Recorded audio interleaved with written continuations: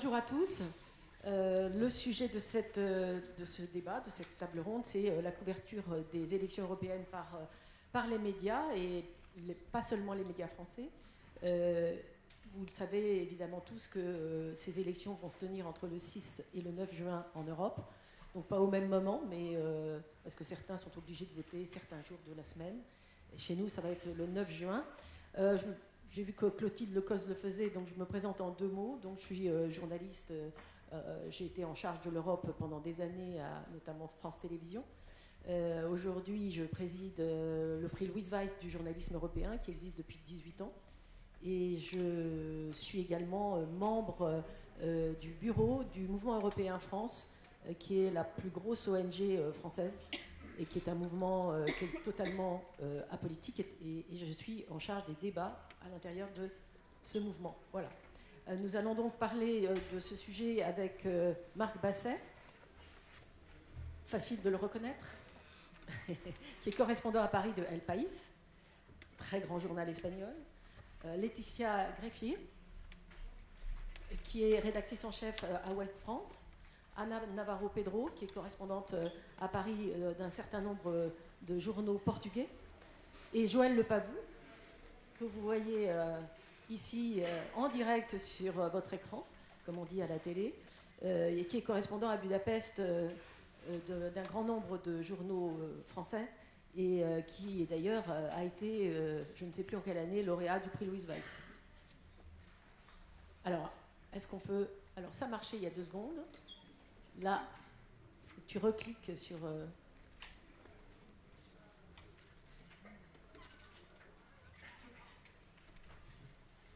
Alors, pendant que tu essayes de te connecter en son, je voudrais rappeler quand même 2-3 petites informations qui permettent de comprendre un peu le contexte. Les dernières élections européennes, c'était en 2019.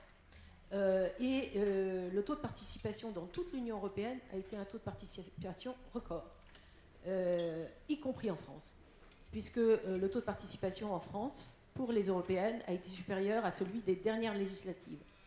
Donc je crois qu'on entend beaucoup dans les médias français que le taux d'abstention est très fort au moment des européennes. Ce n'est pas exact. Il y a eu aussi, et ça concerne l'ensemble de l'Union européenne, un sondage qui a été fait fin janvier par le Conseil européen pour les relations internationales, et qui montrait sur toute l'Europe que les partis populistes anti-Union européenne, certains, on pense à l'extrême droite et à l'extrême gauche, devraient arriver en tête des sondages dans 9 États membres de l'Union européenne, notamment évidemment la France, l'Autriche, la Belgique, la République tchèque, la Hongrie, l'Italie, les Pays-Bas, la Pologne et la Slovaquie. Et selon les mêmes derniers sondages, ces partis arriveraient en 2e ou 3e position en Bulgarie, en Estonie, en Finlande, en Allemagne, en Lettonie, au Portugal, en Roumanie, en Espagne et en Suède. Si tous ces partis gagnent leur pari, la conformation du Parlement européen sera totalement différente. C'est-à-dire que jusqu'à présent, depuis 1979, date à laquelle ont eu lieu les premières élections européennes au suffrage universel, on a une majorité de vote qui se fait avec, on va dire, la droite, la gauche, le centre, et qui arrive à faire avancer l'Europe avec des compromis. Certains diront des compromissions, mais c'est une autre histoire. Et là, si tous ces gens-là arrivent à s'entendre, de l'extrême gauche et de l'extrême droite, et à former un groupe, évidemment, l'issue de tous les trilogues à propos des futures lois européennes seront considérablement changées. Alors, on va commencer ce tour de table par Joël Lepavou, que j'espère... Alors, il faut que je l'autorise, parce qu'en fait...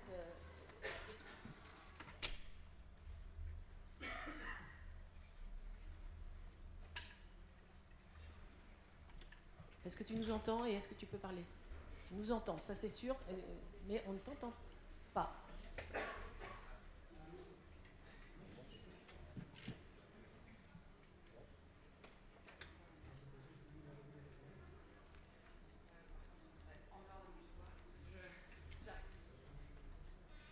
Alors ce que je propose, c'est que on le laisse régler ses problèmes techniques et que nous commencions donc par Ana Navarro Pedro.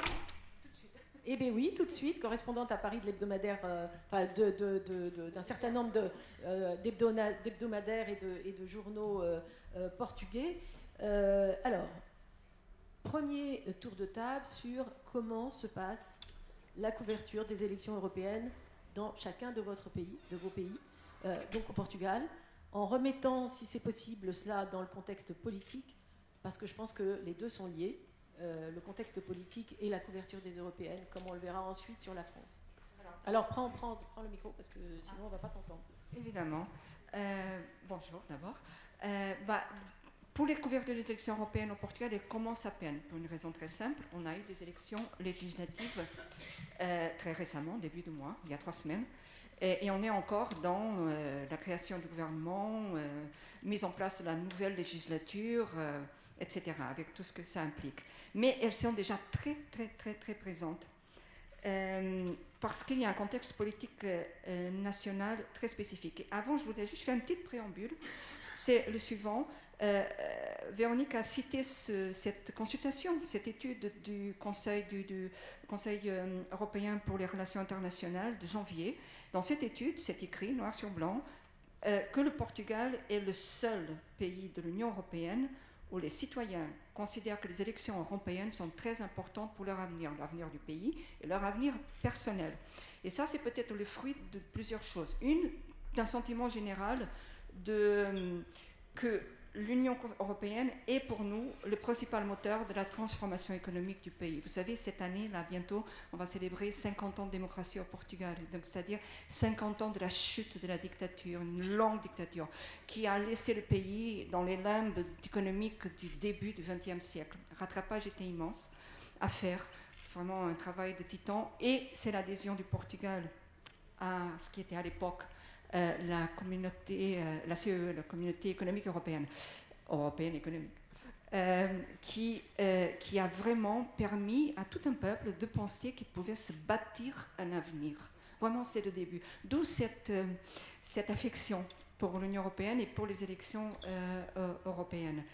Et normalement, je devrais arriver ici et vous dire, écoutez, pour le coup, pour les élections européennes au Portugal, nous sommes aussi le seul pays qui allons traiter des sujets européens spécifiques dans les choix éditoriaux, dans les priorités de chaque média, et on va voir ce qui se passe à Bruxelles, ce qui va venir en termes de directives, de programmes, d'orientation, c'est quoi en premier lieu, qu'est-ce qui va impacter dans notre vie quotidienne. Eh bien, patatras, pas cette fois-ci. Je rejoins Véronique. Effectivement, cette fois-ci, c'est le contexte national qui va déterminer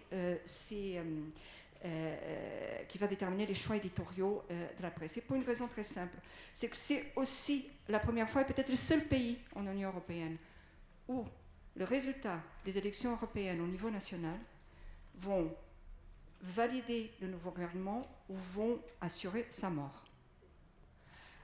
Pour une raison très simple. Là, je suis obligée de vous mettre 3 petites explications. Nous avons eu des élections législatives en début de mois.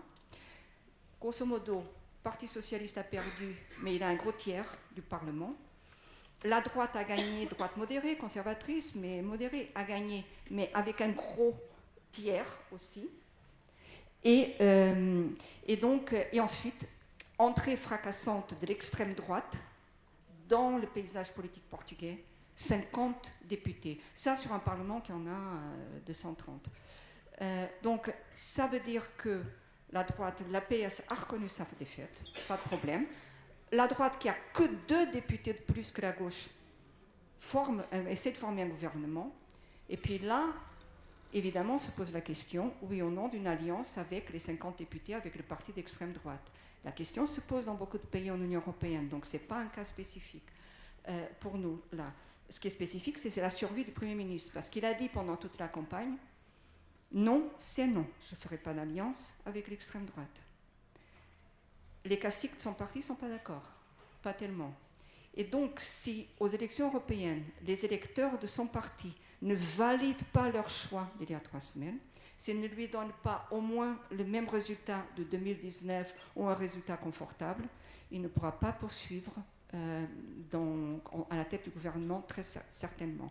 Et très certainement, il y aura une énorme poussée pour que Chega, le parti d'extrême droite, rentre probablement au gouvernement, en alliance.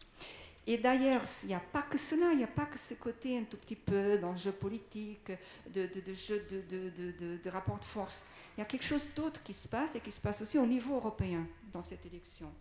Et c'est, Chega l'a bien senti, nouveau parti, hein, il a 5 ans sur le paysage politique portugais. Et Chega commence son motus sur la campagne, c'est « Nous sommes la droite ». Ce n'est pas le parti conservateur qui est un peu l'équivalent des républicains en France, si vous voulez. Et donc vous voyez aussi un petit peu, même s'ils sont plus puissants au Portugal que les républicains en France actuellement, vous voyez un petit peu aussi le jeu qui se fait là-dedans avec Chega. Chega dit, nous sommes la droite, nous ne sommes pas l'extrême droite, nous ne sommes pas la droite populiste, nous sommes la droite. À ce titre, nous avons le droit de gouverner parce que nous sommes portés par l'électorat.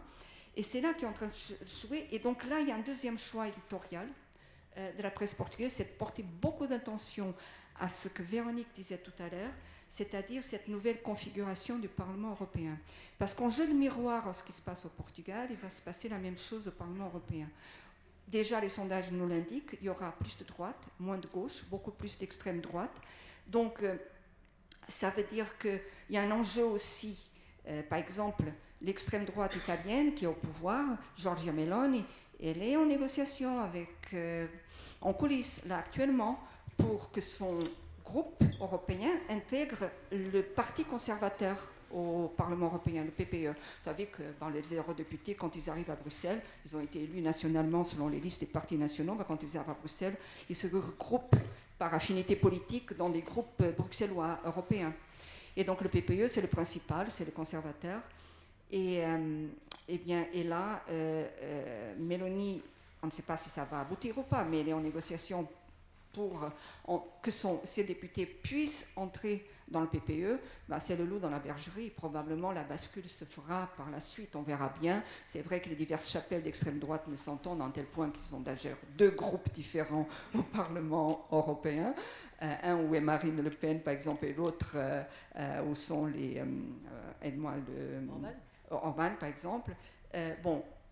Donc, il y a cet élément-là, et ce n'est pas sans conséquence pour toute l'Union européenne, parce que les directives, ce qui est approuvé, ce qui vient de Bruxelles aujourd'hui constitue 70% de ce qui doit ensuite s'appliquer dans nos pays. Et par exemple, s'il y a plus de droite, moins de gauche, déjà, il y a quelque chose d'évident, c'est moins d'écologie. Donc voilà, là, un troisième choix éditorial dans la presse portugaise, c'est de voir quid du pacte vert, quid de cette transition verte extrêmement rapide menée à pas de course en Union européenne et qui pose parfois de réels problèmes et parfois de réelles avancées.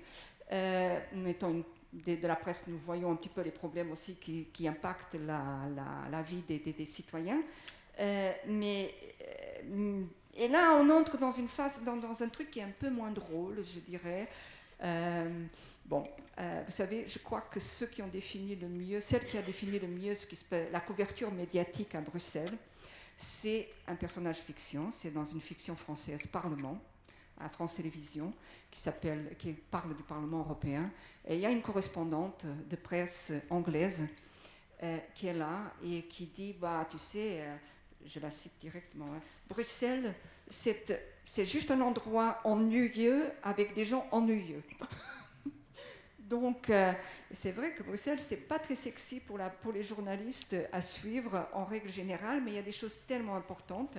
Le Portugal suit, d'après ce que je vous ai dit en début, ça explique que le Portugal suit très attentivement, qu'on ait 7 correspondants à Bruxelles pour un pays qui a d'énormes problèmes de presse, qui est petit, 6 fois plus petit que la France. Nous avons plus de correspondants que la France, les amis.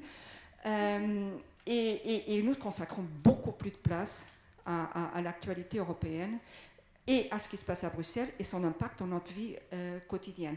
Donc il y a des thèmes de choix là qui sont déjà sur la table des éditeurs, des services, des chefs de rédaction. L'un, c'est, par exemple, on va avoir moins d'écologie, comment ça va se traduire, mais c'est aussi la défense qui va être... j'arrive à la fin. La défense qui va être un élément, c'est dans toutes les plateformes, donc la constitution éventuelle d'un complexe militaire industriel de défense en Europe, et ça on est déjà extrêmement attentif. Puis d'autres choses qui sont très concrètes, la voiture électrique. C'est ennuyeux de parler du pacte vert, mais la voiture électrique, ça impacte tout le monde. C'est cher pour beaucoup de gens. L'industrie n'est pas prête. Il y a le lithium qui va dans les batteries. Portugal, Espagne, France. On a les plus grandes réserves en Europe. Aucune population ne veut l'exploitation de ces réserves parce que le pétrole blanc pollue, parce que c'est pollue la santé, parce que en plus le patrimoine, maison, propriété, terrain valent moins d'argent. Donc tout ça, c'est le quotidien de l'Europe aussi chez nous. Très rapidement, la facture dématérialisée, elle est en pratique chez nous. Ça pose beaucoup de problèmes, on peut en parler si vous voulez à la fin, mais ce sont des choses très concrètes que la presse portugaise aborde en règle générale en détail. Donc ce sont tous ces thèmes qui ensuite seront dans les choix éditoriaux. Et juste pour finir, si je peux avoir 30 petites secondes, le jour du vote, c'est le 9 normalement pour nous au Portugal, mais le 10 c'est le jour de la fête nationale. Nous avons très peu de fériés et très peu de vacances au Portugal. Donc tout le monde va partir, va faire le week-end prolongé. Du coup, on est en train d'étudier pour la première fois la possibilité de passer les élections à un jour de semaine, le 6 ou le 7, et éventuellement, parce que sinon on a peur d'une abstention immense. Et puis dernière chose, c'est la précarité de la presse portugaise. Je fais juste ce petit rappel, Amnesty International vient de faire un rapport, et elle parle justement des cas d'énormes fragilisations de la presse, licenciements collectifs, baisse des salaires, journalistes mis en auto-entrepreneur, à travailler en auto-entrepreneur, aucun droit, tous les devoirs des salariés. Donc des problèmes qui s'ajoutent à tous les autres qui ont à voir avec les GAFA, avec les plateformes, etc. Et donc je voulais juste attirer l'attention parce que je vous assure, si on n'a pas de presse, si on n'a pas d'information, si on n'est pas des citoyens informés, la démocratie est vraiment, vraiment en danger. Merci. Merci beaucoup Anna. On reviendra avec vos questions bien sûr sur ce que tu viens de dire. Nous allons retenter de joindre Joël qui est donc à Budapest. Est-ce que tu nous entends? Ah. Ça va marcher, je sais que ça va marcher. Tout à l'heure ça marchait. Non.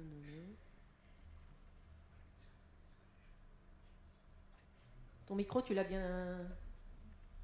Les paramètres sont...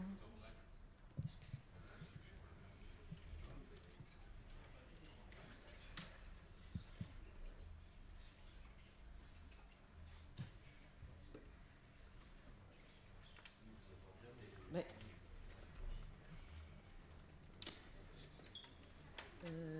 Alors, il y a toujours une possibilité qui est que tu m'appelles, Joël, et je mets le micro devant le téléphone. Et je pédale pour l'électricité aussi.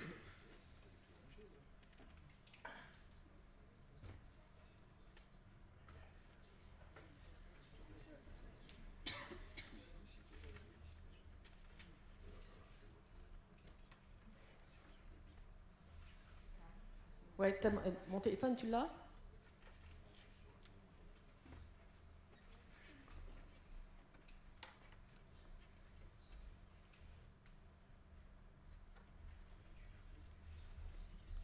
Claudine, non, mais Clotilde n'est pas dans la salle. Je vais Alors, attends, mon téléphone.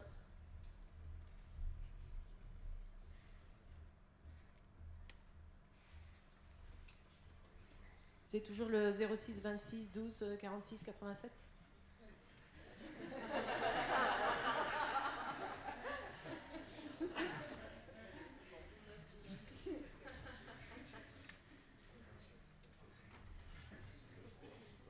Bah, relancer, oui. Ok. Bon, pendant ce temps-là, donc je vais donner la parole à Marc Basset, qui est donc correspondant à Paris de El País. Même question qu'à Anna. Vous êtes rentrés d'ailleurs, l'Espagne et le Portugal sont rentrés en même temps dans l'Union européenne. Donc c'est 86. Voilà, c'est intéressant à rappeler. Vas-y. Je te laisse donc la parole sur à la fois le contexte et puis la couverture par les médias. Oui, l'Espagne. Rapproche le micro. Oui, c'est ce que Anna vient d'expliquer sur la relation du Portugal avec l'Espagne. Pardon, du Portugal avec l'Union européenne, ça vaut. C'est une autre affaire. Les voisins. Non, ça vaut parfaitement, exactement pour l'Espagne. L'Espagne est un pays très européen et très pro-européen, toujours, pour les mêmes raisons. L'Europe, c'est la démocratie, c'est le développement économique. Et même s'il y a eu la crise de 2008, où l'Espagne a souffert de l'austérité en partie imposée par l'institution européenne, Banque centrale, Commission européenne, les grands partis continuent à être très pro-européens. Et même les partis extrémistes ne sont pas aussi anti-européens qu'ils le sont dans d'autres pays comme la France. Donc la campagne européenne en Espagne, qui n'a pas vraiment commencé, ne se pose pas en termes de pro ou contre Europe. Je dirais que la politique espagnole est très très très polarisée, plus qu'en France, je pense, mais elle n'est pas polarisée entre les grands partis, donc le Parti socialiste, le Parti populaire, qui serait l'équivalent des républicains en France. Elle n'est pas polarisée sur le sujet européen. La couverture de la presse, et je parle de la presse en général, mais aussi de mon journal, El País, sur les élections européennes n'a pas vraiment commencé. On est trop pris sur l'actualité forte, politique, qui est toujours très forte en Espagne. Il y a eu un débat, il y a eu des élections générales législatives l'été dernier, en juillet, un accord de gouvernement très polémique, parce que le gouvernement a été formé grâce au vote parlementaire des indépendantistes catalans, et en échange d'une amnistie pour les faits arrivés en automne 2017. Et on ne parle que de ça en Espagne maintenant. Il n'y a pas le temps pour se focaliser sur les élections européennes. Il y a en plus des élections catalanes, dans l'autonomie catalane, en mai, qui ne laissent pas voir les élections suivantes. Donc c'est une période électorale très intense. Et en plus, les élections européennes, je pense, c'est ma théorie, on peut en débattre, mais je pense qu'elles sont pour la plupart des élections nationales. Il n'y a pas, du 6 au 9 juin, à mon avis, il n'y a pas une élection européenne. Il y a 27 élections nationales où dans chaque pays se soumettent au vote des citoyens des questions nationales. On a utilisé souvent la comparaison avec les États-Unis, le midterm, les élections comment dire en français, de mi-mandat, voilà. En France, ça sera un peu ça. En Espagne, sans doute. Comme je vous disais, il y a eu des élections générales il y a un an. Il y aura un an en juillet 2023. Ça sera le premier examen pour le gouvernement Sanchez, soutenu par les indépendantistes catalans, et avec l'amnistie. Cette amnistie vraiment très, très controversée, même à gauche. Mais, même si c'est des élections nationales, aujourd'hui,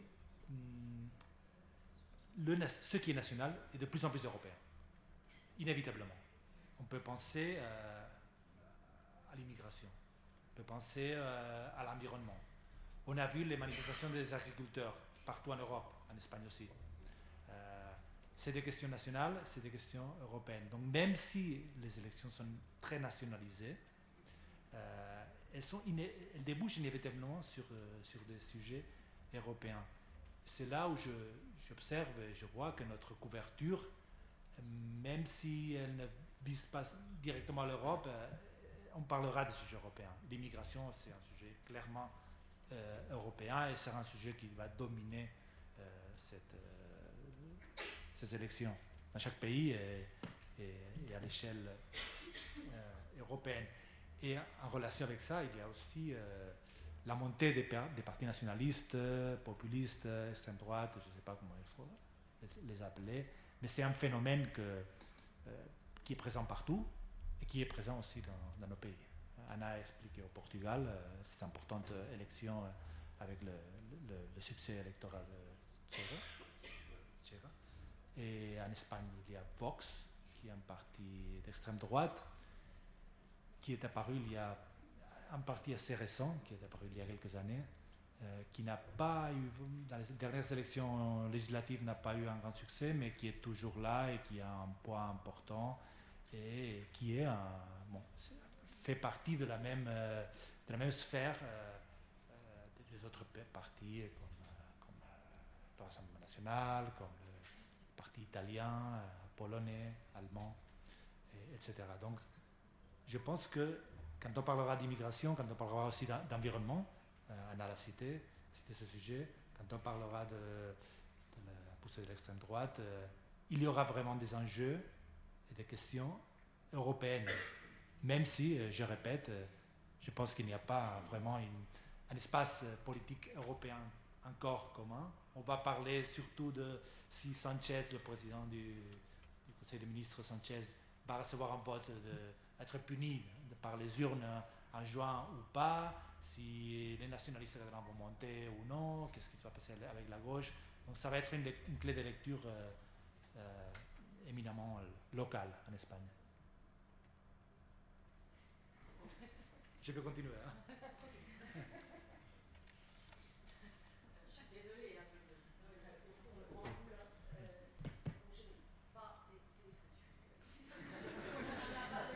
Oui.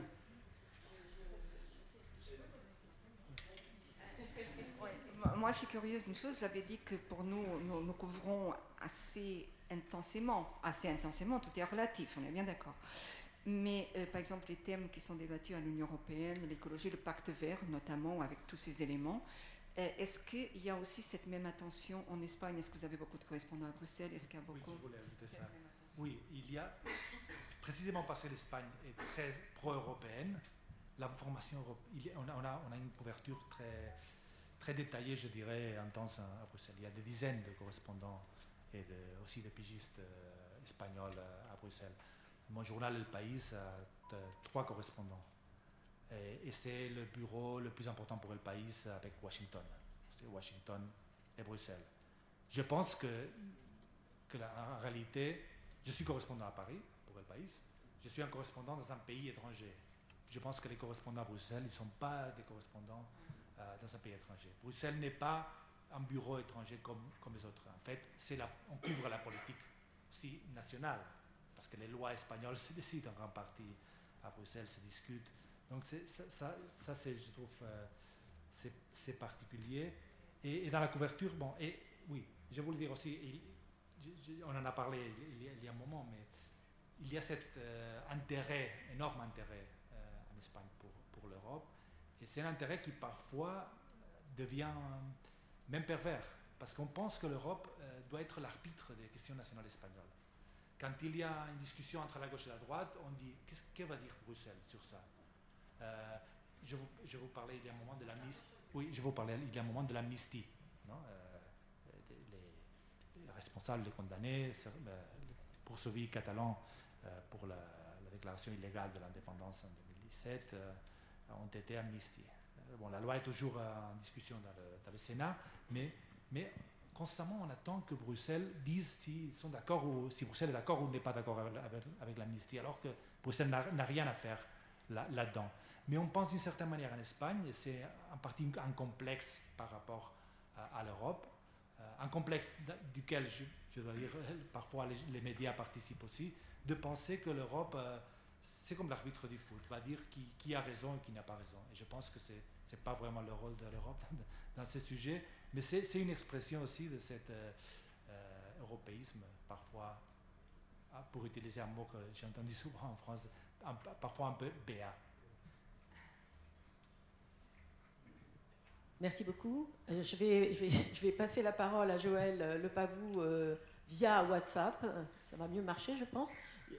Joël, je mets le micro et ensuite tu peux démarrer sur comment ça se passe dans ton pays, ou en tout cas dans le pays dans lequel tu vis, un pays qui est dirigé quand même par Viktor Orban, qui, le moins qu'on puisse dire, est un empêcheur de tourner en rond en Europe. Je mets le micro. Alors ça marche là, tout le monde?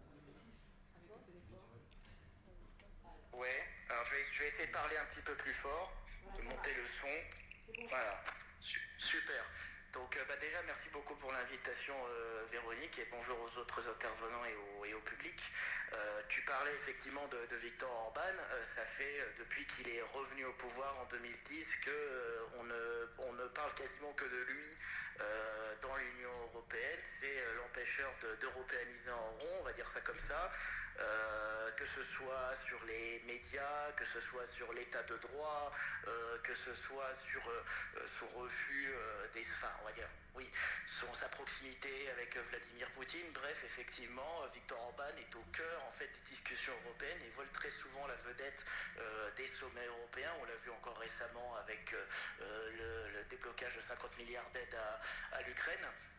Toujours est-il qu'aujourd'hui, en fait, dans la presse hongroise, on a d'un côté donc la presse pro-gouvernementale qui effectivement relaie abondamment cette volonté de Viktor Orban non pas de quitter l'Union européenne, puisqu'il n'est pas question de Exit, même si certains éditorialistes ont pris la température pour voir comment ça réagissait dans l'opinion hongroise, mais voilà, il relaie cette volonté d'occuper Bruxelles, comme le disait Viktor Orban encore récemment dans son discours du 15 mars lors de la fête nationale. Il relaie aussi, ces médias, cette volonté d'Orban de créer une grande alliance, on va dire nationale-populiste ou nationale-conservatrice, qui n'a pas fonctionné en 2019 puisqu'il n'y avait pas eu de percée des partis populistes de droite ou d'extrême droite.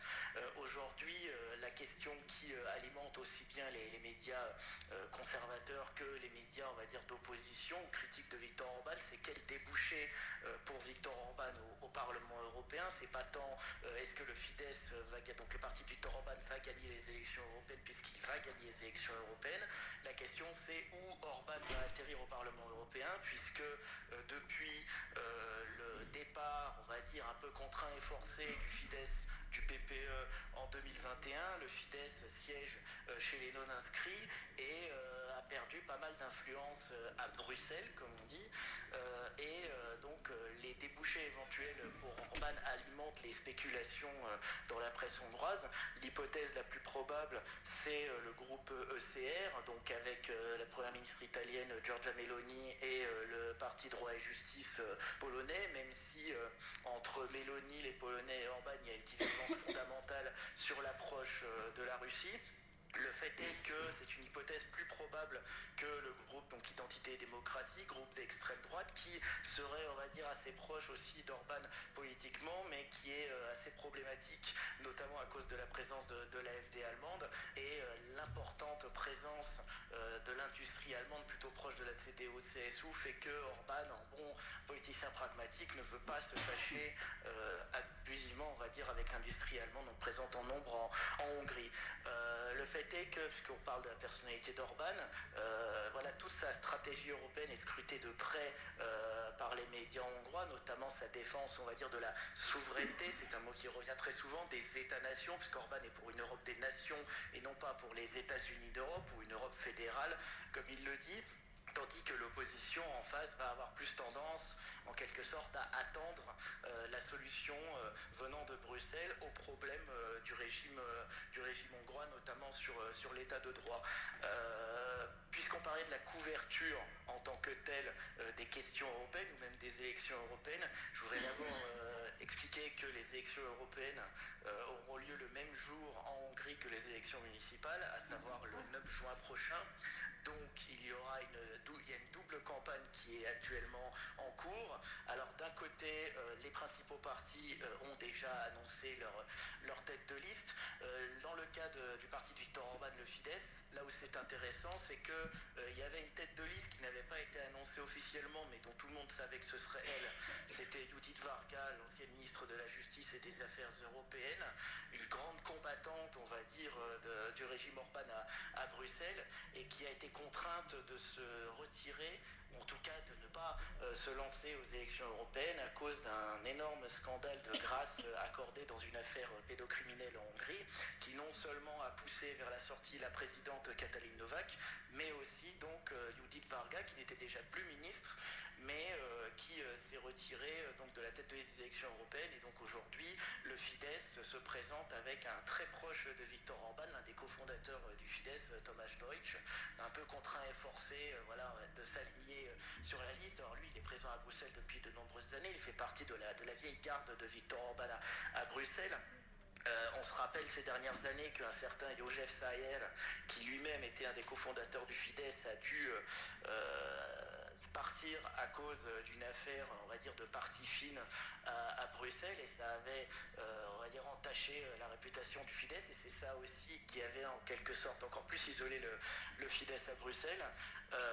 La campagne européenne est intéressante aussi du point de vue que il peut y avoir, on va dire, une petite réorganisation de la présence hongroise dans les rangs du Parlement européen.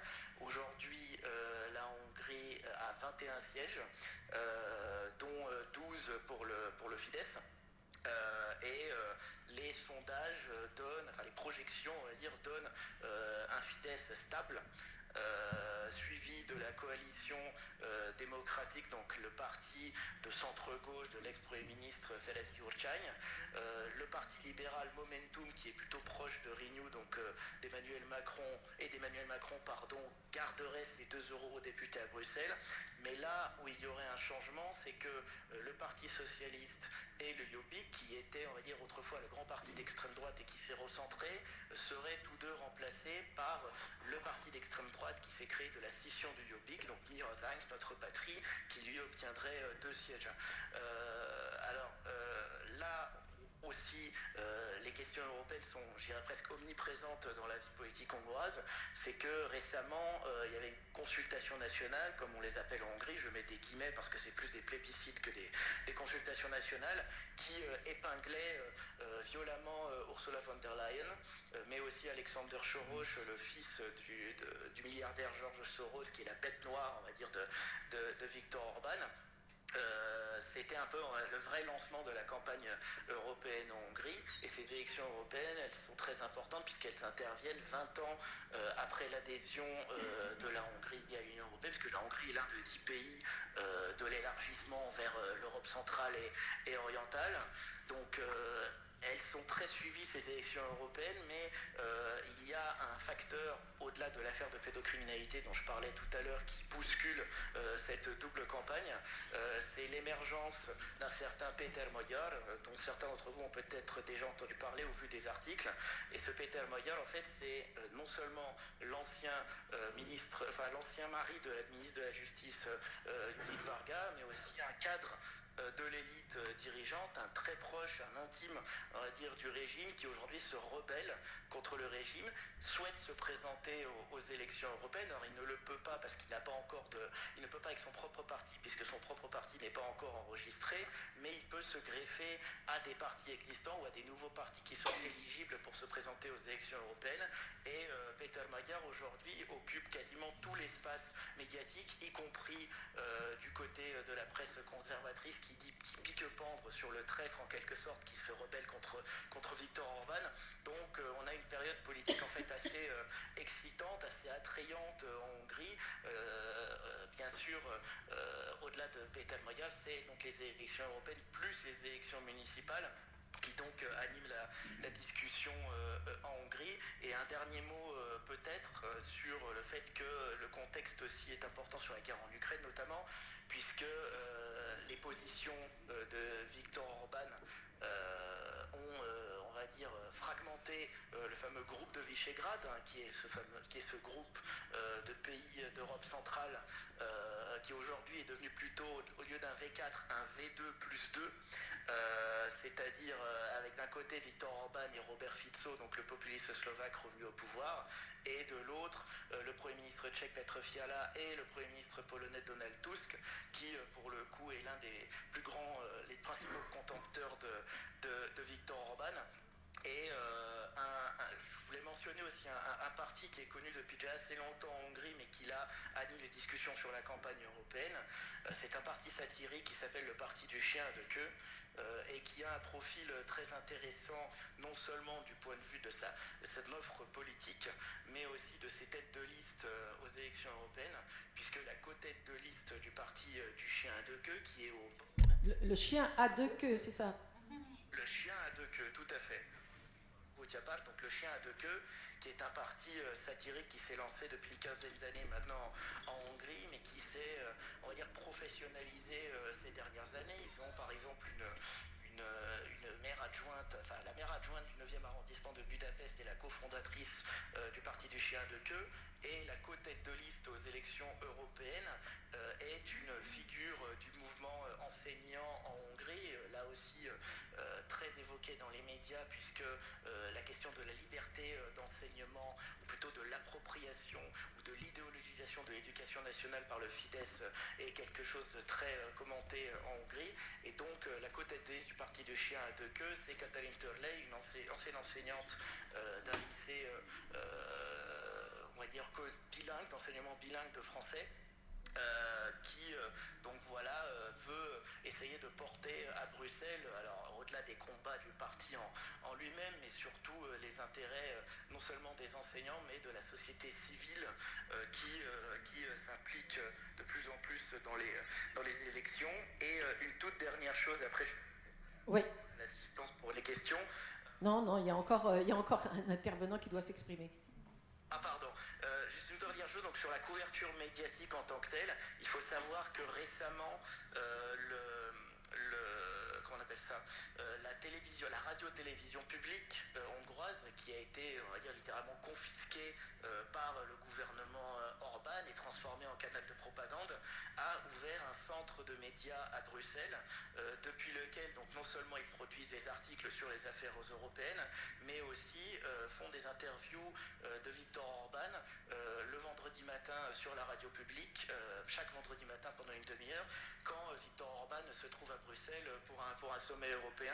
Et outre ce côté médiatique, il a le côté lobbying, puisque le Matthias Corvinus Collegium, qui est un grand, on va dire une université des cadres de l'élite orbaniste, a ouvert un centre à Bruxelles, centre qui d'ailleurs était parmi les organisateurs d'une récente grande manifestation d'agriculteurs à Bruxelles, et c'est une cause dont Orban s'empare à l'envi pour essayer de grappiller des voix.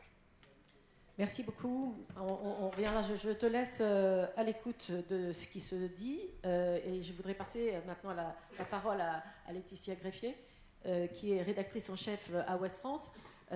Ouest France est considéré, je pense, comme d'abord, c'est le plus grand journal de France en termes de nombre de lecteurs.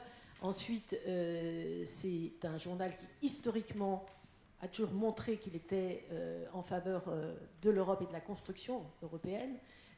Comment vous allez... Alors là, on passe à cette fois la couverture par les médias en France. Comment est-ce que vous, à Ouest France, vous avez décidé de couvrir les élections européennes?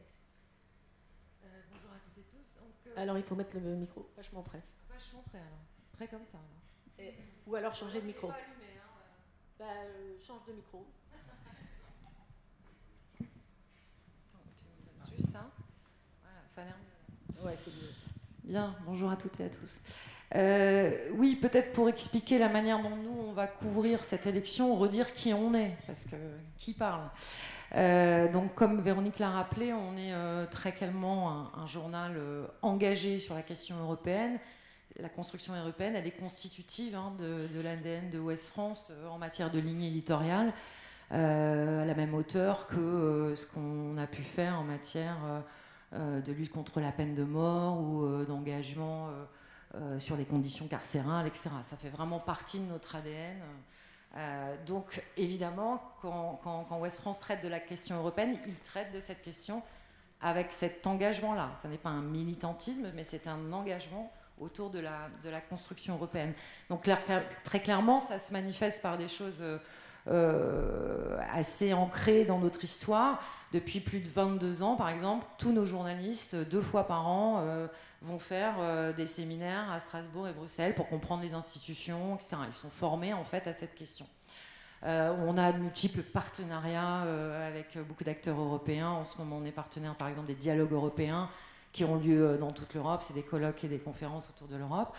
On est très régulièrement, évidemment, sollicité par des acteurs européens qui cherchent à avoir un peu l'analyse qu'on fait de évidemment ce qui se passe en France et de la couverture. Et puis, on a, par exemple, Anna parlait de la série Parlement. Là, ce soir, là, on va s'engager avec l'Institut Jean Monnet qui va lancer des petites séries en reprenant la série Parlement pour expliquer ce qu'est l'Union européenne. Donc voilà, Ouest France, c'est ça. Donc voilà comment nous, on se positionne sur la question européenne.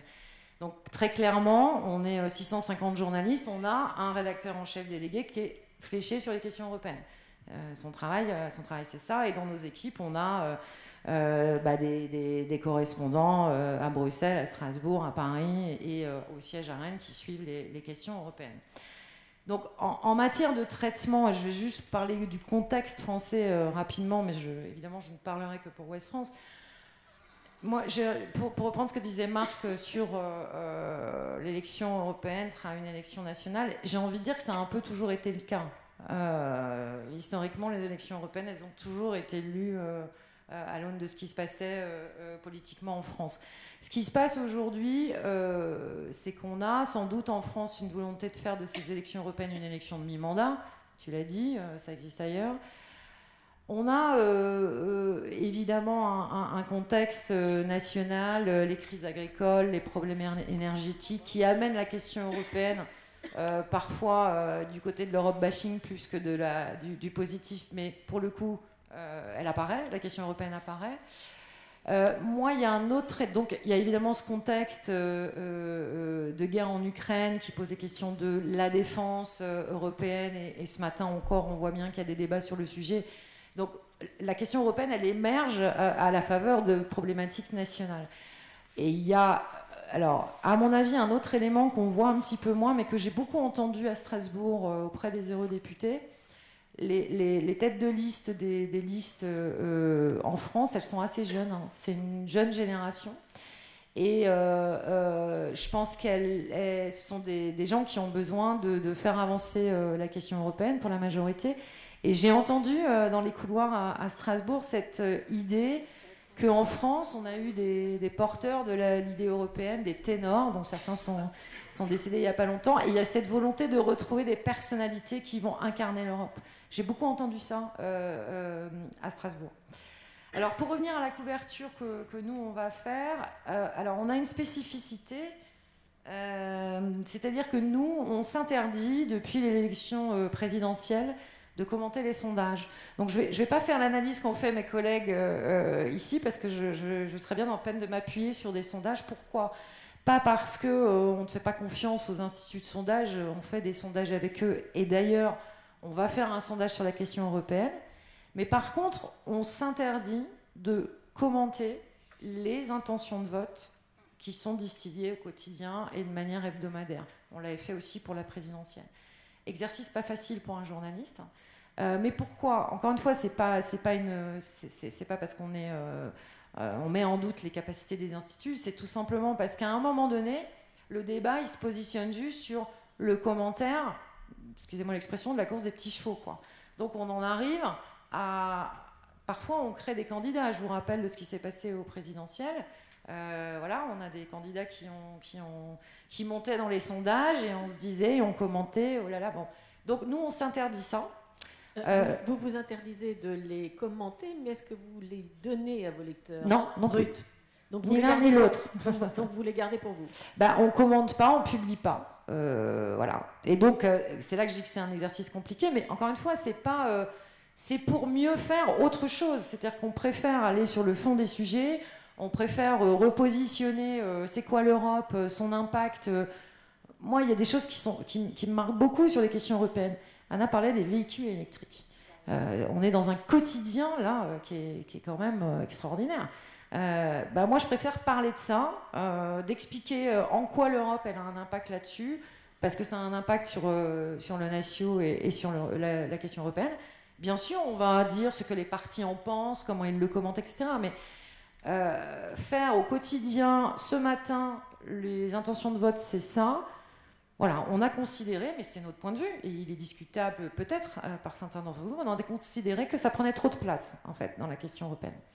Parce que nous, notre ambition, c'est évidemment de dire ce qu'est l'Europe, à quoi elle sert, et surtout, vous le savez, on a 650 journalistes et on est présent dans tout l'ouest de la France.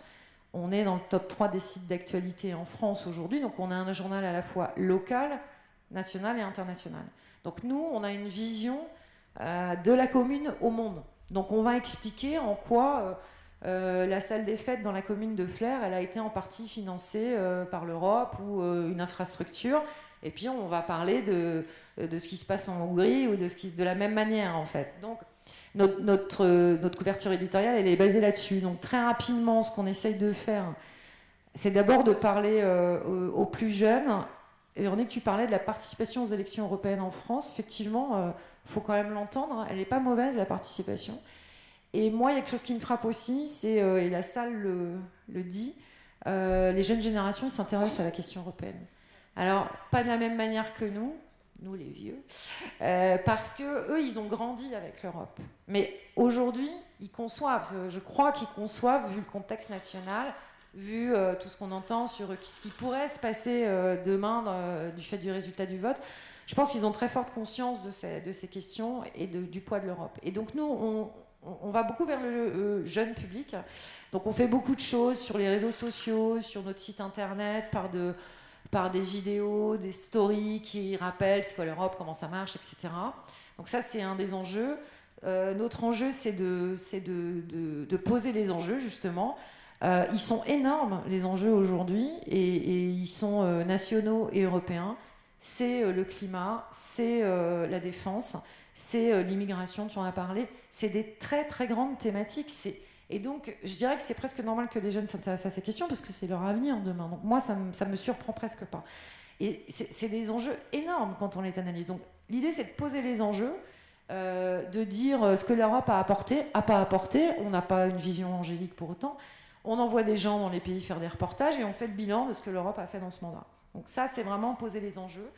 C'est créer le débat, parce que ça, c'est quelque chose qui est malheureusement en perte de vitesse dans nos sociétés. C'est-à-dire créer le débat sur les questions. Donc nous, on a évidemment dans nos colonnes et dans notre site plein d'endroits où des gens publient des points de vue, des réflexions, on publie des grands entretiens.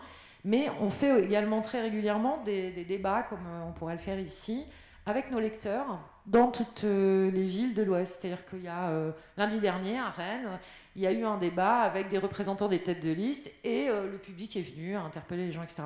Ça nous paraît essentiel parce que je pense que le débat se perd, c'est plus du débat, c'est de la confrontation et c'est un peu dommage. Et donc nous on mise beaucoup sur ça pour faire avancer l'idée. Et dernière chose, on rend compte parce que c'est important, c'est-à-dire qu'on fait aussi le bilan du travail des eurodéputés. Je ne sais pas si vous avez, je ne vais pas raconter ça à mes confrères autour, mais quand on va à Strasbourg, et n'importe quel citoyen peut y aller, ce qui est très marquant, c'est que vous allez rencontrer des gens dont vous ne soupçonnez pas le travail qu'ils fournissent au Parlement européen. Vous ne le soupçonnez pas. Moi, j'ai toujours été très frappée. Les eurodéputés, ils bossent leur dossier. Alors, pas tous, mais beaucoup les bossent. Et quand ils les bossent, c'est vraiment du boulot, de discussion avec les autres. Alors la tradition de la recherche du consensus, etc. Mais c'est très marquant, la manière dont ils instruisent en fait. Et donc il faut le dire et il faut le montrer. Et il faut montrer ceux qui bossent et ceux qui bossent un peu moins peut-être. Et donc on fait beaucoup de data pour dire vos sortants, voilà ce qu'ils ont fait, sur quel dossier ils ont bossé, etc. En gros, nous, ce qu'on amène du côté de Ouest-France. Merci. On va faire juste un tout petit deuxième petit tour de table sur le regard que vous portez sur l'actuelle campagne sur les européennes en France. J'ai couvert énormément de campagnes. Je n'ai jamais vu autant et si tôt d'émissions, de grands papiers. Réellement, il y a une mobilisation absolument incroyable on dirait qu'elle est, entre guillemets, spontanée. Peut-être en deux mots, alors il y a des explications un peu évidentes, c'est sûr, mais on va voir si on se rejoint sur ces explications évidentes. Vas-y, Gemma ? Oui, commence. Oui, je l'ai un peu dit tout à l'heure, pour moi il y a plusieurs éléments. Alors, en fait, il y a des marteaux pour des bonnes et mauvaises raisons, parfois, mais il y a des marteaux. Évidemment, pour moi, le contexte, on verra ce qu'Anna et Marc disent, mais le contexte de la guerre en Ukraine pèse sur la perception des élections européennes. Elle pèse parce qu'on prend conscience que l'Europe, c'est peut-être un endroit où on pourra demain affronter des drames comme celui-là. Il y a tout le passé, hein. Il y a le Brexit, il y a la crise sanitaire, on peut remonter jusque-là, qui fait qu'il y a une prise de conscience des questions européennes. Le Brexit, la crise sanitaire, le pacte vert, enfin voilà, il y a plein d'éléments. Il y a ce qu'on a traversé nationalement, et là, c'est l'interférence continuelle, j'ai envie de dire, entre le national et l'Europe. La crise agricole, la PAC, comment ça se fait, alors, avec des choses plus ou moins vraies d'ailleurs de dites. Et puis, de la part des partis politiques, je l'ai dit tout à l'heure, il y a une jeune génération qui, à mon avis, avait intérêt à démarrer plus tôt. Moi j'aurais mis ces 3 éléments-là pour expliquer. Mais Marc ? Je suis totalement d'accord. Parce que c'est la deuxième que tu couvres en France, d'élections européennes. Mais je crois qu'il y a un autre facteur, peut-être pas... Plus proche. Oui, peut-être pas aussi favorable à l'Europe pour d'autres motifs. Je pense que la machinerie politico-médiatique a besoin d'élections, a besoin de campagne. Et en France, après les présidentielles, il n'y aura plus de grandes campagnes jusqu'à 2027. Et cette machine doit tourner constamment. Et l'élection européenne est un motif, est un site à faire marcher cette machine. Parce que je vois en Espagne, l'Espagne, il y a d'autres choses qui alimentent cette machine brutale de l'actualité politique dans laquelle participent les médias et les partis politiques et les citoyens intéressés à la politique. En France, il n'y a pas de grandes manifestations contre la réforme de retraite comme il y a un an. Donc, la politique et les médias ont horreur du vide. Et maintenant, qu'est-ce qui peut combler ce vide? C'est la campagne européenne. Anna ? Oui, alors je suis entièrement d'accord avec Véronique, c'est la première fois où je constate... Ça fait 20 ans que tu... Oui, voilà, c'est un frémissement, vraiment, il y a un frémissement très, très, très puissant cette année. Frémissement, puissant, ça ne va pas ensemble, mais bon. Dans la couverture des élections européennes par les médias français.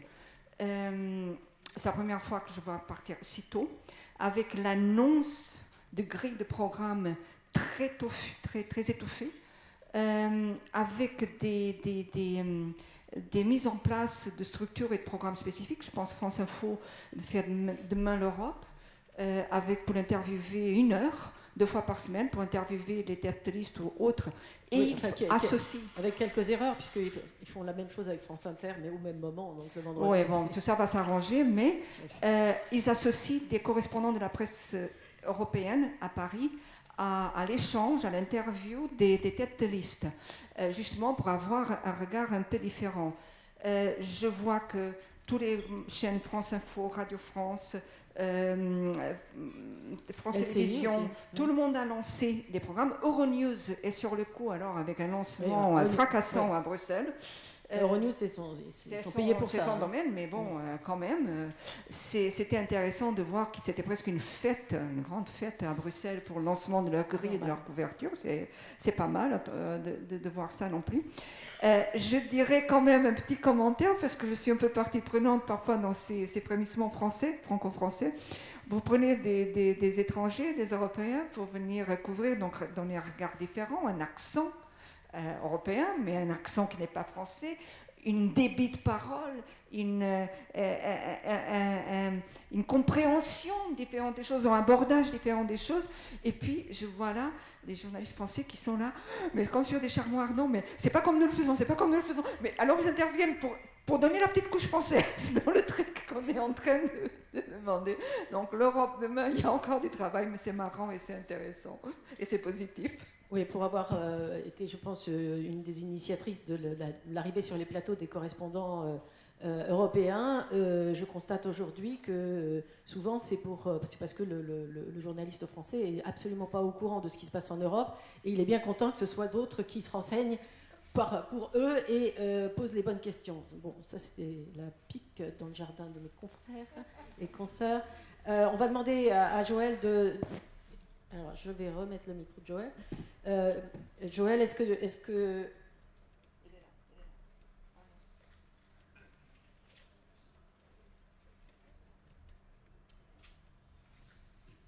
Il me rappelle, je vais le rappeler. Comment sont couvertes Est-ce que de temps en temps, à Budapest, on parle de la couverture des élections européennes en France? Alors. Les élections européennes en France, pas tellement. Ce dont on parle, c'est surtout, en fait, comme j'expliquais tout à l'heure, ce côté, on va dire, dichotomie avec occuper Bruxelles, prôné par Viktor Orban. En revanche, il y a des attaques assez régulières de la presse conservatrice, alors pas contre la campagne européenne en tant que telle, mais contre ce qu'ils appellent les politiciens, les politiciens de gauche pro-guerre. Donc là, d'où l'importance de la guerre en Ukraine, et par là même, en fait, ils ciblent de manière assez évidente, en tout cas à leurs yeux, Emmanuel Macron et ses récentes déclarations sur l'éventuel envoi de troupes de l'OTAN en Ukraine. Qui est Emmanuel Macron, qui est de gauche, comme tout le monde le sait. Voilà. C'est-à-dire que dans la doxa de la presse conservatrice hongroise, tout ce qui part de la gauche et va jusqu'aux libéraux, qu'ils soient libéraux de gauche ou libéraux de droite, est de gauche. Donc comme ça au moins c'est évident, c'est-à-dire que ça va aller de la France à tout ce qui est de la France insoumise jusqu'à Emmanuel Macron et de gauche. Ça c'est clair et net, même si c'est intéressant en fait cette vision, parce qu'il faut quand même savoir que normalement Viktor Orban et Emmanuel Macron, malgré leur opposition de base progressiste contre nationaliste, ou en tout cas ce que Emmanuel Macron avait essayé d'installer, ils se rejoignent sur pas mal de choses, notamment la défense européenne, enfin la nécessité d'une défense européenne et les questions nucléaires. Parenthèse mise à part, voilà, la campagne française des élections européennes n'alimente pas vraiment la discussion en Hongrie, où on est déjà suffisamment occupé avec les développements intérieurs liés à la campagne européenne, mais le fait est que étant donné que Emmanuel Macron veut s'installer en, on va dire, de leader de l'Europe, ça forcément alimente beaucoup d'éditoriaux dans la presse essentiellement conservatrice, évidemment, pour dire à quel point cette vision ne convient pas à l'Europe des nations prônée par le camp de Viktor Orban. Merci Joël. Je laisse ton micro ouvert, donc si une des questions t'intéresse pour y répondre, tu lèves le doigt en me disant que tu veux répondre. Ouais. Virtuellement. Maintenant, on va passer à vos questions. On a à peu près une petite trentaine de minutes pour y répondre. Donc, je ne sais pas quel est le premier qui veut se lancer.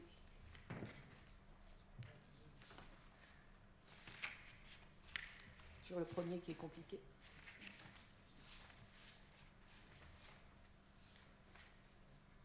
Ne dites pas que tout ce qu'on a dit, ça t'a intéressé. Pourquoi ne pas avoir... Ah. Oui, alors levez-vous parce que voilà. Une question pour Ana Pedro. Par rapport au Portugal, on voit l'évolution en ce moment politique, donc c'est normal qu'ils aient encore quand même lancé déjà la campagne européenne, parce qu'il faut encore choisir un président de l'Assemblée. Par exemple, c'est en train de se faire. Un de plusieurs problèmes. Vous avez dit aussi que le Portugal est un pays qui reconnaît les élections européennes comme étant très importantes, mais l'abstention qu'on a eue aux dernières élections, c'était quand même assez important pour le Portugal. Oui. 68%, je pense. 68%, oui, je peux vous en dire un mot. En plus, avec férié, donc il y a le férié national, ouais. Mais il y a aussi le férié de l'Espagne. Le beau temps aussi qui se rajoute à tout ça. Comment les médias travaillent en fait tout ça dans une question aussi où les médias sont très mal vus en ce moment. Comme partout. Oui, comme partout, mais quand on a en plus un ancien Premier ministre qui dit que les médias sont en fait les coupables et responsables pour l'augmentation de l'extrême droite. Mauvais payeur. Comment vous travaillez tout ça? Alors, merci. Effectivement, concernant le férié, j'avais dit c'est la presse qui a lancé un peu l'idée d'avancer la date des élections. Nous ne votons pas en semaine, en règle générale, mais comme j'avais dit, nous n'avons pas tellement de fériés, nous n'avons pas tellement de vacances, pas de 5 semaines, pas, je sais pas, de ponts comme en France. Donc du coup, quand un férié arrive à point nommé un lundi, on ne va pas se priver. Donc là, oui, on avance l'idée éventuellement d'aller voter en semaine, mais là, ça se pose le problème pour les entreprises. Est-ce qu'elles vont être d'accord ou pas? Parce que c'est quand même une journée ou une demi-journée, pas travailler, chômer, donc à voir comment ça va se passer. Mais quand tu parles d'avancer, ce serait pour ces élections-là? Pour ces élections-là, dans le cadre, parce que ça va du 6 au 9 en Europe. Et légalement, vu qu'on est... Bah oui, légalement, est-ce qu'ils ont encore le temps de... Légalement, on a encore le temps de le faire. La nouvelle législature est entrée maintenant et mise en place. Il y a l'élection problématique du président de l'Assemblée, mais bon, ça ne va pas quand même traîner des plombes. Donc, c'est une possibilité. Là, c'est une des possibilités vues par la presse. Effectivement. Et maintenant, pour revenir sur la question, parce que c'est contradictoire avec ce que j'ai dit, effectivement, 68% d'abstention en 2019. Et contradictoire avec ce qui s'est passé en Europe. Parce que 2019, c'est l'année où, en Europe, on a le plus voté pour les élections européennes. C'est quand même étonnant. Et pourquoi nous, qui adorons l'Europe, etc., nous ne l'avons pas fait? Eh bien, la presse s'est évidemment penchée là-dessus, a demandé énormément d'études. Et il y avait deux raisons soulignées, enfin données par ces enquêtes. Et la première est très étonnante. C'était la principale raison invoquée pour justifier cette abstention, c'était le manque de confiance ou l'insatisfaction à l'égard de la politique en général. Et là, c'est un long débat, je ne vais pas entrer là-dedans, mais je vais vous dire. Il y a eu donc, le Portugal a traversé une période horrible, mettons de 2008, 9, 10, dans 2010 jusqu'en 2015, et ça a traîné un peu jusqu'en 2019, crise de la dette souveraine, intervention du Fonds monétaire international, de la Banque européenne et de la Commission européenne pour un prêt au Portugal, qui était nécessaire ou pas, c'est une autre question, mais qui allait de pair avec un programme politique dont on ne pouvait pas se dévier. Et on était en démocratie, une jeune démocratie, je vous l'ai dit. Des jeunes surtout regardaient ça. Ils étaient formés, ils sont grandis là-dedans, c'est-à-dire on peut avoir des élections, on peut avoir des partis politiques, on peut avoir un débat, on peut avoir des choix, nous, faits par nous, mais à la fin, il y a un seul programme qui va être appliqué. C'est celui de ce qu'on appelait la Troïka, donc FMI et les deux institutions européennes. Et ça, ils se sont demandé, mais s'il n'y a pas de choix, il n'y a pas de démocratie. Donc on nous impose, les grandes institutions internationales, les grands phares de la démocratie nous imposent quelque chose qui n'est pas démocratique. Et là, il y a eu un problème. Ensuite, il y avait aussi, au niveau personnel, je vais arrêter bientôt, au niveau personnel, énormément de problèmes. C'était un appauvrissement, une paupérisation énorme de la population avec le programme d'austérité appliqué au Portugal. Et ça, c'est oublié, ça? Ce n'est pas oublié, mais... Avec les élections de 2015 et ce qu'on appelait le miracle économique portugais, les socialistes sont arrivés au pouvoir. Les socialistes, c'est António Costa qui a été Premier ministre, qui a trouvé un mix entre austérité et relance des dépenses, et qui a fait que le pays à nouveau a pris espoir. On était asphyxiés, hein, a pris espoir. Du jour au lendemain, on a retroussé les manches, et puis il y avait un contexte international économique qui nous a été favorable. Hein. Sans cela, pas de miracle, il faut bien dire. Et puis bon, ça c'était un peu oublié maintenant, mais en 2019, c'était aussi la conséquence de cette abstention et de cette méfiance, de cette désillusion, merci, par rapport à la démocratie, par rapport à la politique. Dans une toute jeune démocratie, c'est préoccupant et ça à étudier. Et deuxième raison, et alors là, je m'effondre après tout ce que je vous ai dit, c'est de mauvaise foi. Parce qu'ils ont dit, 38% ont dit, oui, mais on ne connaît pas très bien comment ça marche en Union européenne, les institutions européennes. Si, on fait des efforts quand même. Donc voilà, on n'est jamais assez pertinent. Une autre question? Oui? Est-ce que vous pensez que les médias ont un rôle à jouer vis-à-vis de la montée des extrêmes aujourd'hui? Et qu'est-ce que vous diriez par rapport à ça? Alors, je sais pas si je vais répéter la question pour Joël. La question, c'est est-ce que vous pensez que les médias ont une responsabilité dans la montée des extrêmes et que faire par rapport à ça? Donc, j'imagine que tu voudrais répondre, mais je vais demander à Marc. Ouais, Marc, vas-y. Est-ce que c'est notre faute? C'est une question importante, compliquée, je pense. Aussi sur quel est le rôle des médias. Est-ce que les médias ont un rôle de... c'est-à-dire, est-ce que les médias doivent informer, expliquer ce qui se passe, ou est-ce qu'ils ont un rôle pour éviter que les extrêmes montent ou aider à ce que les extrêmes montent? Je pense que les médias n'ont pas un rôle à jouer là-dessus. Ce n'est pas la responsabilité des médias d'éviter quelque chose. C'est notre rôle, à mon avis. Mais je sais qu'il y a des discussions là-dessus. Hein, mais c'est de donner le contexte, expliquer pourquoi ça se passe, comprendre. Et après, nos audiences, nos lecteurs vont décider s'ils préfèrent voter pour un parti centriste, de gauche, de droite, d'extrême droite ou d'extrême gauche.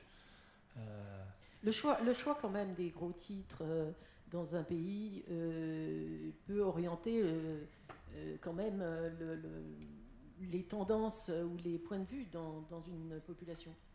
En tout cas, c'est ce que, enfin moi, je vois sur les réseaux sociaux beaucoup d'accusations comme celle-là. Si je peux compléter. Oui, vas-y. Je ne suis pas sûre que ton micro marche. Toujours pas. J'ai tendance à être un peu sur le terrain de Marc. On a une responsabilité éditoriale dans ce que nous relatons, dans ce que nous traitons. Elle est essentielle, elle est même, je dirais, indispensable, notamment dans le contexte. On y vient de parler des réseaux sociaux. Si la presse ne fait pas correctement ce travail, il y a ce risque que les réseaux sociaux, évidemment, nous emmènent sur des terrains mouvants. Je rappelle juste au passage que la presse a une responsabilité éditoriale dans ce qu'elle publie, ce que n'a pas les réseaux sociaux. Parenthèse fermée.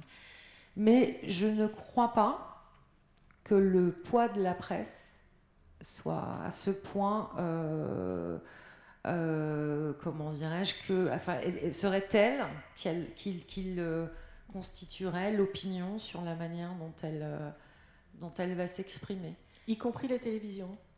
Parce que les journaux de 20h, ce sont des millions de personnes. Ouais, mais alors, peut-être que j'ai un regard qui est lié, tu as raison, à la nature de notre presse, mais moi, j'ai toujours souvenir d'élus, au niveau députés, ou même conseils régionaux, qui m'ont dit j'ai perdu à cause de vous.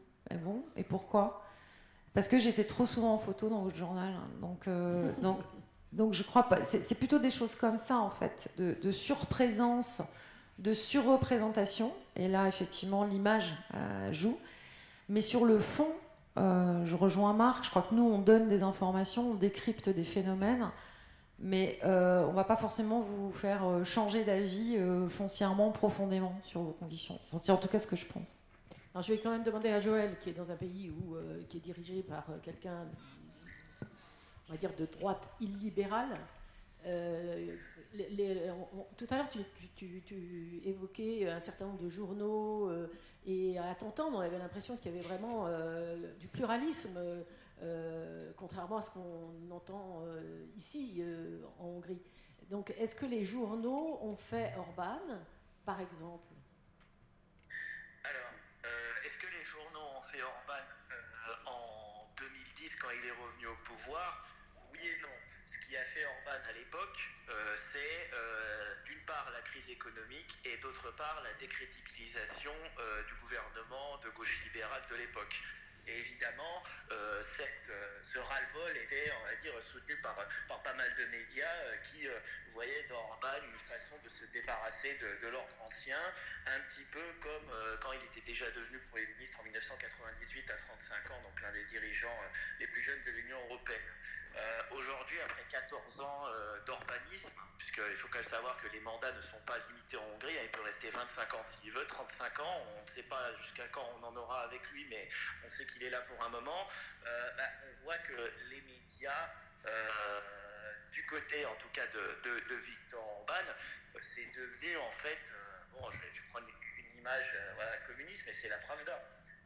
Littéralement, c'est soit d'un côté on va vanter sans aucune mesure les différentes politiques ou les annonces de Viktor Orban et du gouvernement, ou alors on va pardon l'expression, mais pourrir l'opposition en expliquant à quel point, par exemple, elle est soit liée à George Soros, soit elle est antinationale, soit elle ne représente pas les intérêts des Hongrois. Enfin, je prends ne serait-ce que Magyar Nemzet, qui est le principal quotidien conservateur, ou Origo, qui est, on va dire, le principal canal de propagande du gouvernement sur Internet. Origo, qui était un grand média plutôt indépendant, un grand média d'investigation, mais qui aujourd'hui vraiment est une courroie de transmission du Fidesz, ou même la radio-télévision publique dont je parlais tout à l'heure. Tout cet ensemble-là qui est regroupé dans un bloc qu'on appelle Keshma, donc c'est, on va dire, la fondation des médias d'Europe centrale, pour résumer, c'est plus de 400 titres à travers le pays, y compris la presse régionale qui est aux mains du gouvernement, donc qui font le jeu du gouvernement Orban. Et en face, en fait, cette situation a créé ou a exacerbé, on va dire, la polarisation de la presse nationale. Et concrètement, aujourd'hui, on a les anti-Orban et on a les pro-Orban.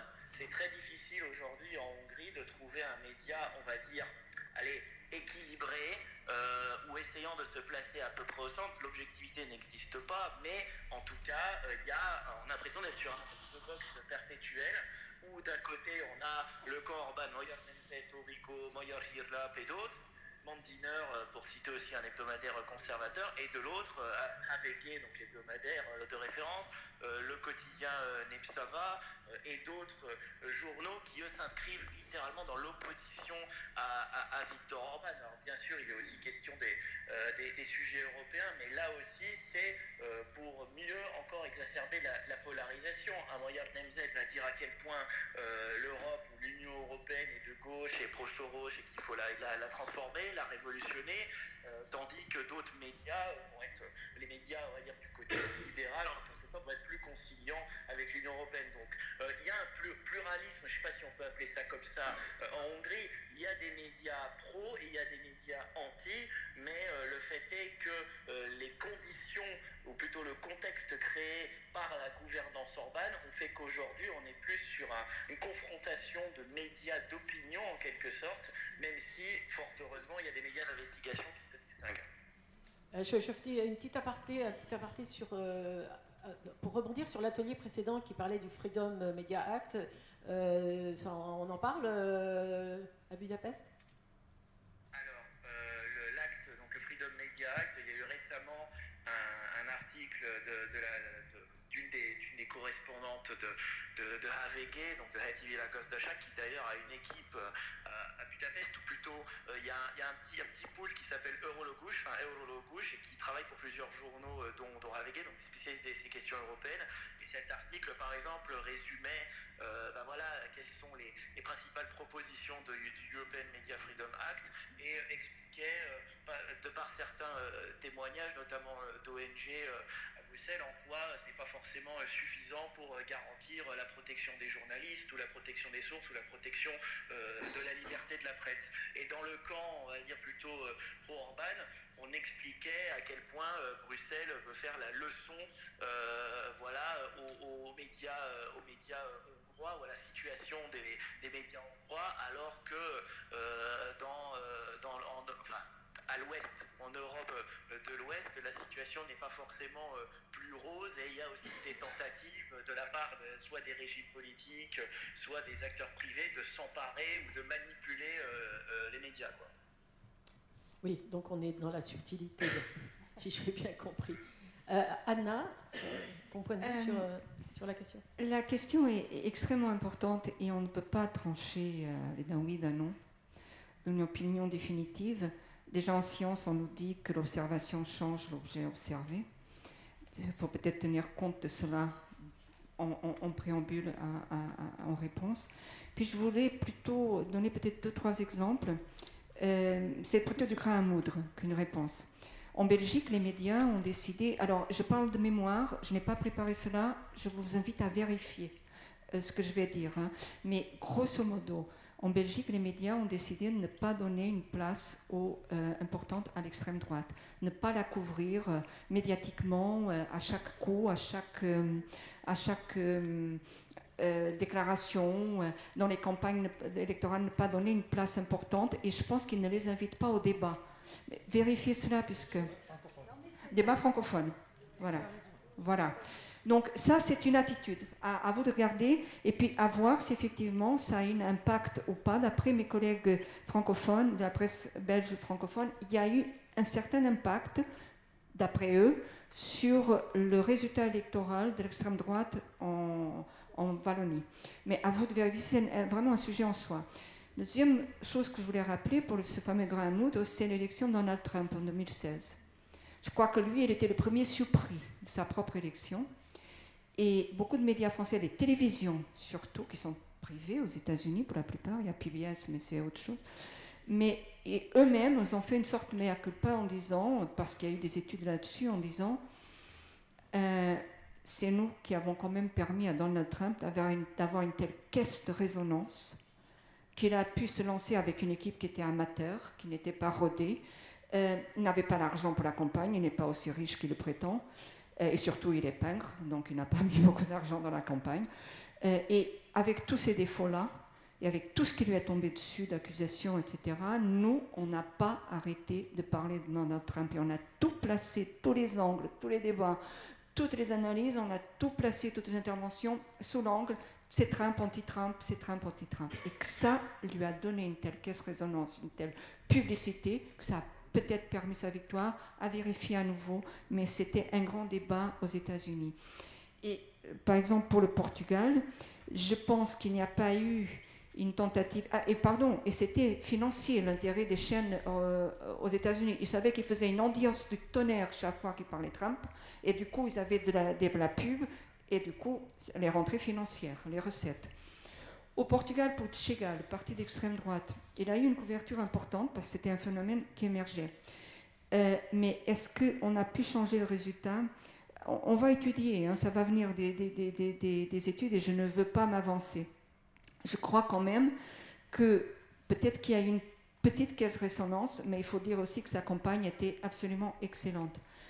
Parce qu'ils ont fait deux choses. Le Portugal est un pays, par exemple, qui est high-tech pour beaucoup de choses, beaucoup de start-up. Le Portugal a plus de licornes, c'est-à-dire ces start-up qui capitalisent, enfin totalisent, qui dépassent le milliard d'euros c'est pas de chiffre d'affaires, mais c'est de valorisation. Et le Portugal seul a plus de licornes que l'Espagne, l'Italie et la Grèce ensemble. Il y a une ambiance, c'était une politique comme ça au Portugal, pour faciliter pour donner un environnement favorable à ces créations d'entreprises et à leur développement. Mais parallèlement, nous avons un pays qui a des côtés un peu du passé, en Portugal rural, etc. La campagne de Chega s'est axée sur les deux. Il était présent sur les réseaux sociaux avec beaucoup de succès, avec beaucoup de connaissances, de maîtrise, et ça a impacté énormément les jeunes. Il a eu un énorme vote jeune. C'était un élément, mais il est allé chercher ce vote jeune dont je vous ai parlé tout à l'heure, qui a grandi en se demandant, mais c'est ça la démocratie, on peut avoir des partis et parler de tout, mais à la fin, on fait ce qu'on nous a dit de faire. Et puis, deuxièmement, il s'est axé sur le Portugal rural, sur les choses très populaires, c'est un parti populiste. Et donc, il a fait des choses comme dans les petits villages, ce qu'on penserait que pouvait être un mariage de village, eh bien, c'était une réunion de campagne. Et il a tout parcouru le pays. Il a fait ce qu'on appelle un roade. Un roade, c'est rue, c'est rue. Et un roade, c'est de faire une marche dans la rue et de voir les gens et de parler avec les gens et de boire un verre. C'est pas la même chose d'aller voir les marchés ici. C'est vraiment quelque chose de contact populaire des marchés d'antan, des foires d'antan. Et donc, il a une très bonne campagne, faut le reconnaître. Et est-ce que les médias, en mettant l'accent là-dessus, ont favorisé son élection? À voir. Oui. J'interrogeais, West France a donné sa position sur le traitement des sondages, qui est une position très à part en plus en France, parce que la plupart des médias, surtout à la télé, traitent les sondages. Qu'en est-il dans vos pays, rédactions respectives et pays respectifs? Est-ce qu'il y a déjà une forte culture du traitement et du commentaire de sondage en vue d'élection? Et est-ce que ça a déjà commencé Vas-y. Espagne, c'est la folie des sondages. La folie des sondages. Et je pense que, je ne sais pas si ça serait bon d'imiter exactement ce que Ouest France fait, mais au moins de le regarder et d'apprendre, parce que le journalisme, tu disais la course des petits chevaux, ça devient ça. On raconte, oui, comme le match de foot, non? Alors qu'il y a les sujets de fond. Je pense quand même que les sondages, il faut les traiter comme une source d'information, une de plus, parce que ça nous donne des données sur comment est un pays, comment vont les élections, mais se baser fondamentalement sur les sondages, je crois que c'est une erreur. Et je vois par exemple en Espagne, je ne sais plus quel journal, mais il y a 3 ou 4 jours, sur les élections catalanes dont je vous ai parlé, déjà le titre c'était... non, c'était les élections basques qui viennent en juin, je pense, ou en juillet. Bon, le titre c'était déjà... c'était pas selon un sondage, c'était comme si les élections avaient eu lieu.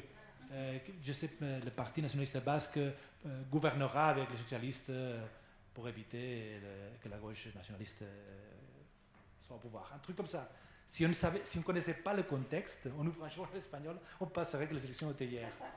Et c'était un sondage. Oui, mais c'est quand même très souvent les journaux qui achètent des sondages et qui pourraient, au lieu de confier les questions les yeux fermés aux instituts de sondage, pourraient peut-être quand même essayer de regarder quelles sont les questions à poser, parce que les sondages, c'est d'abord des questions. Et en fonction des questions, on voit ce qu'on a comme résultat. Donc, plutôt que de fermer les yeux aux sondages qui sont des indications, c'est un thermomètre, plutôt que de casser le thermomètre, est-ce qu'il ne faudrait pas que les dirigeants des journaux essayent de mettre un peu leur nez sur les questions posées aux sondés? Alors, quand un titre de presse commande un sondage, il commence des questions qui vont avec. Hein. C'est de la faute du journal. Non, mais juste une chose que je précise, donc notre position, elle n'est pas de ne jamais parler des sondages d'intention de vote, c'est dans les 3 mois précédents, on n'en parle jamais, c'est ça que je veux dire, hein, on ne les commente pas. Parce que ce que tu viens de décrire, c'est ça, c'est-à-dire on ouvre un canard qui nous dit le gagnant, ça va être lui. Je sais pas, c'est les citoyens qui décident, moi c'est ça qui peut nous interpeller dans cette position. Et pour revenir à ce que tu dis, Véronique, les instituts de sondage, ils font un très bon travail, c'est pas la question. Hein. Pour nous en tout cas. Après, vous pouvez décider S'ils faisaient un si bon travail, ils ne se seraient pas autant trompés ces dernières années. Bien sûr qu'ils se sont trompés, parce que je veux dire, tu dis c'est une source, ouais, c'est juste une source, mais elle est surtout pas essentielle. Et ce qu'on a montré nous ces derniers temps, c'est qu'on peut s'en passer. Voilà. Je vais juste demander à Joël s'il y a des sondages. Oui, il y a des sondages. Ça fait déjà quasiment depuis le mois de janvier qu'on essaie de sonder la population hongroise sur les élections européennes. Et à ces sondages-là s'ajoutent les sondages sur les élections municipales, notamment à Budapest, où l'enjeu pour le maire écologiste Gergely Karácsony est de garder son siège pour 5 années supplémentaires. Le fait est qu'en Hongrie, en tout cas de ce que je vois, on est dans la diffusion, on va dire, fidèle du sondage, sans forcément adjoindre de commentaires à côté, même si évidemment, et notamment par exemple dans les médias d'opposition, on va dire que si un sondage montre que le Fidesz, donc le parti d'Orban, perd, je ne sais pas, 3 ou 4 points, admettons, et que ça va chez les abstentionnistes, parce que ça ne va pas dans l'opposition, ils vont essayer de trouver un truc pour dire que c'est tel ou tel contexte politique, par exemple l'affaire de la grâce dans un dossier de pédocriminalité qui réduit qui entache la réputation et donc la popularité du Fidesz. Et de l'autre côté, dans les médias Orban, si on fait une interprétation d'un sondage, on va dire on va insister sur le fait que la gauche ou les partis d'opposition anti-Orban sont très bas par rapport au Fidesz. Et puis en Hongrie, puisque je parlais de polarisation tout à l'heure, il faut quand même savoir que beaucoup d'instituts de sondage ont, on va dire, des accointances ou des affinités avec tel ou tel parti politique ou bord politique de manière assez claire. Par exemple, du côté du camp de Viktor Orban, si moi je vois un sondage qui arrive et que c'est le Nézőponti TZ, donc l'Institut Nézőpont, je sais que ça va être le camp de Viktor Orban, donc je vais être peut-être un petit peu prudent, on va dire, sur le score qu'ils vont accorder au Fidesz. Si c'est un institut, on va dire, plutôt affiné gagner dans le camp d'en face, je vais être prudent par rapport aux scores qu'ils vont donner à l'opposition. Donc voilà, que ce soit dans le traitement de l'actualité ou le traitement des sondages, en Hongrie, il y a clairement une ligne de fracture qui apparaît dans l'interprétation, quoi. Merci. Peut-être en 2 mots, Anna, parce que c'est la fin de notre débat. Alors, nous avons suivi la France et l'Espagne à un moment donné au Portugal en des sondages tous les jours quasiment pour essayer la boule de cristal, pour essayer de savoir ce qui allait se passer. Et on en est revenu, il y a eu un débat dans la presse en disant mais à quoi ça sert? Ça coûte une blinde. Ça ne sert à rien parce que dans la semaine prochaine, il y a quelqu'un qui va sortir un sondage qui va dire le contraire. Donc il y a eu quand même une accalmie là-dessus très nette. Deuxièmement, il y a des sondages de plus de qualité parce que pour certains, on peut inviter une des grandes universités portugaises, qui est l'université catholique, et son département de sciences politiques à participer à l'élaboration des questions. Et donc là, quand ça se fait, c'est très sérieux, c'est extrêmement intéressant, c'est parlant, ça veut dire quelque chose, mais du coup, ça ne se limite pas à essayer de savoir quel est le candidat qui va devant l'autre. Je vous disais, il y a eu quand même une accalmie. Pour les élections législatives des dernières, j'ai trouvé qu'il y avait à nouveau un peu plus de sondages parce qu'en fait, on a maintenant 3 chaînes d'information en continu pour un petit pays. Nous sommes 10 millions d'habitants avec un pouvoir d'achat qui n'est pas celui de la France. Eh bien, il y a 3 chaînes d'information en continu. Il y a des radios d'information en continu. Ce qui fait qu'eux, ils cherchent de la matière première. Hein, et donc, ils vont chercher un peu des sondages. Et il y a aussi des sites internet qui sont extrêmement puissants. Vous avez Mediapart en France qui est un symbole. Nous avons un qui est de droite au Portugal, Observador, qui est excellent, il faut le dire, mais qui ne cache pas sa couleur politique et qui a tendance à chercher aussi des éléments qui vont dans le sens de leur but, qui est non seulement d'informer, mais qui est surtout de changer la droite au Portugal. Ils sont d'ailleurs très favorables à Chega au pouvoir. Donc pour les sondages, voilà ce qu'on peut dire pour mon pays. C'est pas plus mal quand même. Merci beaucoup.